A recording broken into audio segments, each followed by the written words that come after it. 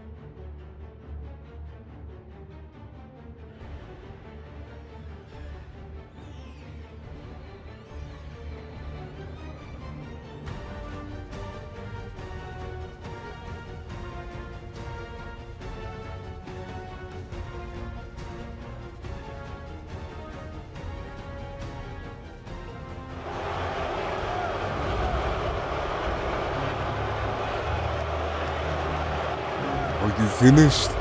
Are you done? This is exactly why The Rock didn't want to come out here to waste his time. All of you doesn't deserve The Rock's time, nor my cousins.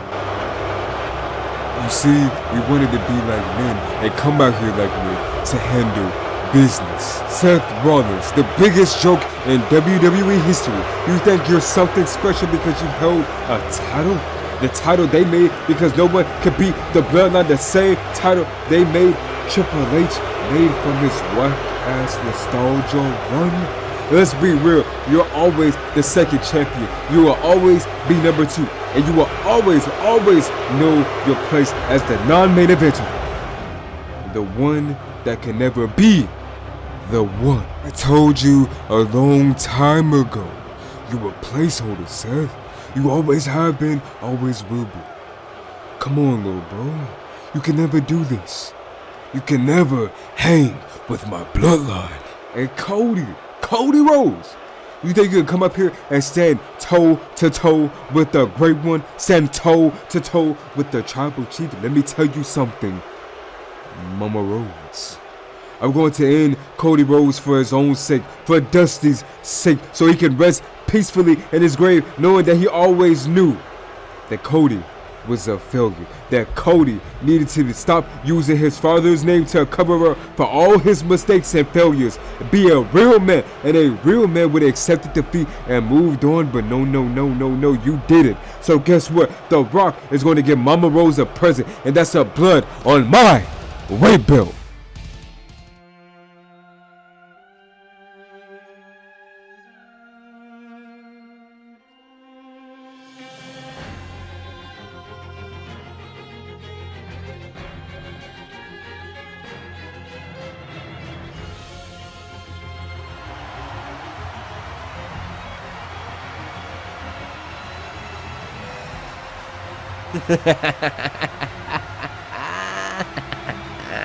You see, that pop was beautiful from the crowd, right, Roman? But how can I be the joke? But when you're the biggest punchline if you never show up, and when we go one-on-one every single time, I never lose. And if I'm being honest, I should be standing here with your championship. And Rock, you think you can come here and just, all because you own a part of WWE, and you really think that you're final boss, that you're the final naysayer? But in the real world, in my world, the wrestling world, not Hollywood, we don't change scripts. We go out and fight.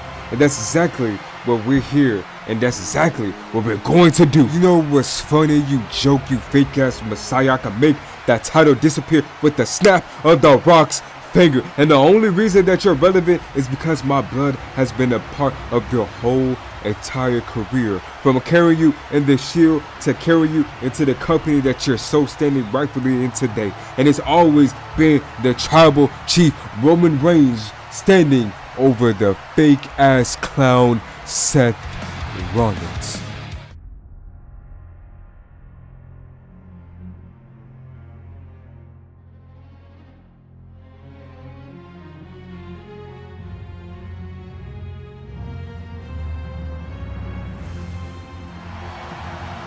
Honestly, I say that's enough out of the two of you. Seth is more of a man crippled or not than the two of you combined. And now we talk about families, right?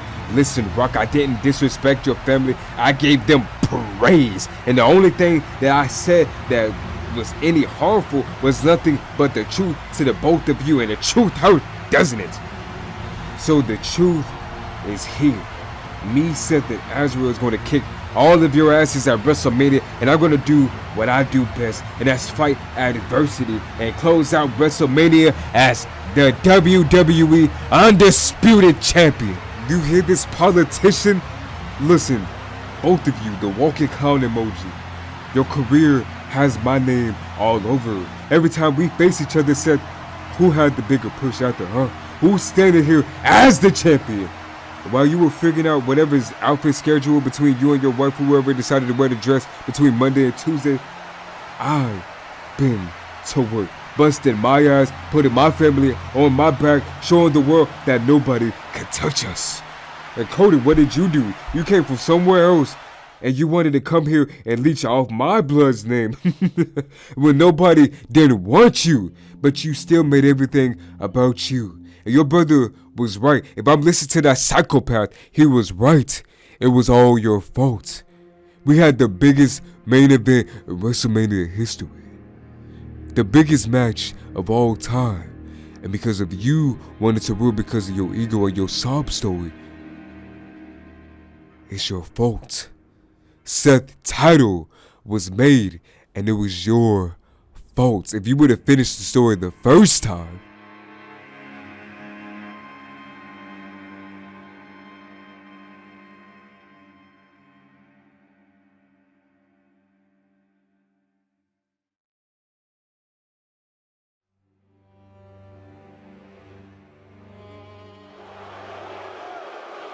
you know, Cody was right, the truth hurts. Because the both of you have been abusing your family's name as anchors as the way for all your career. Your justifiable power in the back as well. You think you can do whatever you want, just like that walking pebble over there, The Rock. Seth, you want to talk about trusting people? How can Cody trust you? And all he's done is beat you not once, but twice, 3 times. And Cody came in breaking Jay, one of the reasons why Roman is champion today. Reasons why Seth isn't champion or me. Matter of fact, you. Not because of Roman's wrestling, for damn sure. Now that we have his egotistic cousin here, playing Hollywood executive in our ring, I don't like that. I want to change. And that's what we're getting at WrestleMania. Drew, shut your ass up. You're sucking too much of The Rock's hair and you can't think with all this stupidity that you're putting out in it.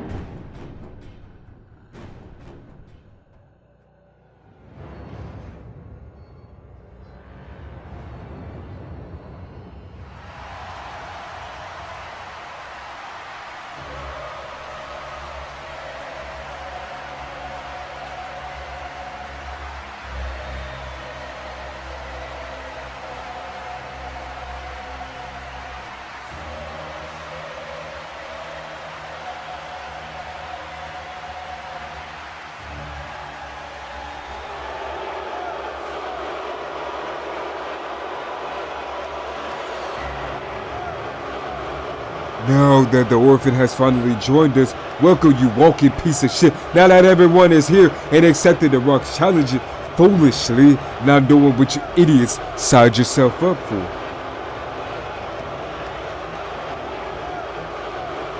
At WrestleMania Night 1 is going to be a 6-man tornado tag match. You three versus The Rock and the Bloodline. And if we win, Bloodline rules for Cody and Seth. That means no rules. But if you somehow beat the final boss in the Bloodline, it'll be Cody and Roman 1-on-1. Wow. I thought this was more of an outcome. That's it? Hold on, bro. What do you mean, that's it? Don't you get it? They win, it's all over. Regardless if we win or lose, I get to have a chance of destroying the Bloodline. I can get to take out every single member one by one and spare their blood all over the canvas. I say it's a win-win. It really doesn't matter what you sick freaks are talking about. But Cody, you set yourself up, boy. You see, these two can't work together. These two might even face each other at WrestleMania, but don't you see? You set yourself up. Because when this Bloodline rules, which it will be, and I will make sure that your ass doesn't walk out as champion. I'll make sure Cody Rhodes will never challenge a champion or challenge you for that title ever again. And since you can't do anything else for yourself as of late, and you keep using and abusing for the late great Dusty Rhodes, I could give something for him and Mama Rhodes, and that's giving them their son actually the beating of a lifetime.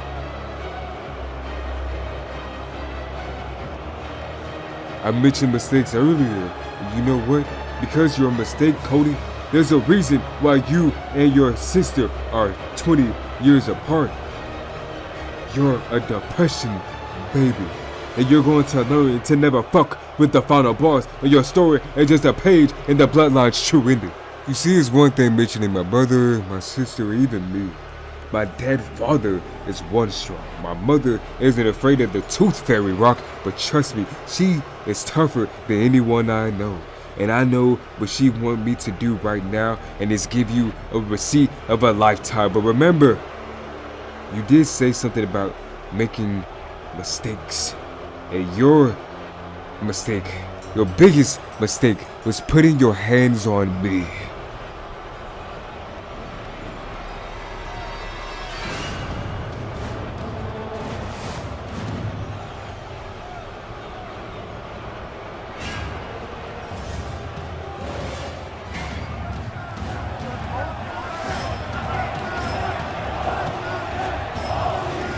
And at the end of the story, it all sees me standing tall, igniting the dark flame to change the landscape of this world. You too, all of you, actually are mere pieces to the puzzle. Perhaps it's making me the final boss. And if you feel otherwise, find out up close and personal of what the true final boss is like.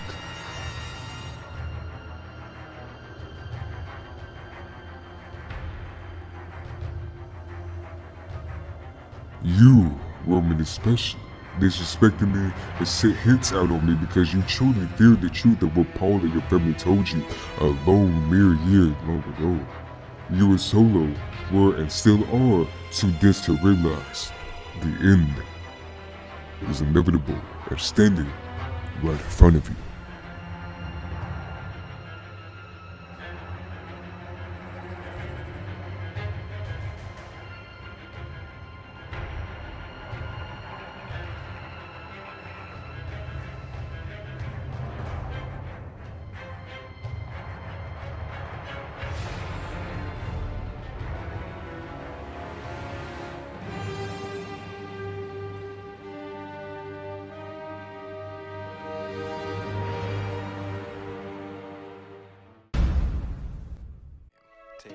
Try.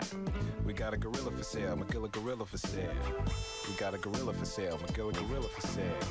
We got a gorilla for sale, McGill a gorilla for sale. Don't you want a gorilla you could call your own? A little gorilla be with you when you're all alone. We got a gorilla for sale, McGill a gorilla for sale. We got a gorilla for sale, McGill a gorilla for sale. Don't you call him a monkey, he don't got no tail. And if he did, then McGill the monkey would be for sale. With shoes on his feet, suspended.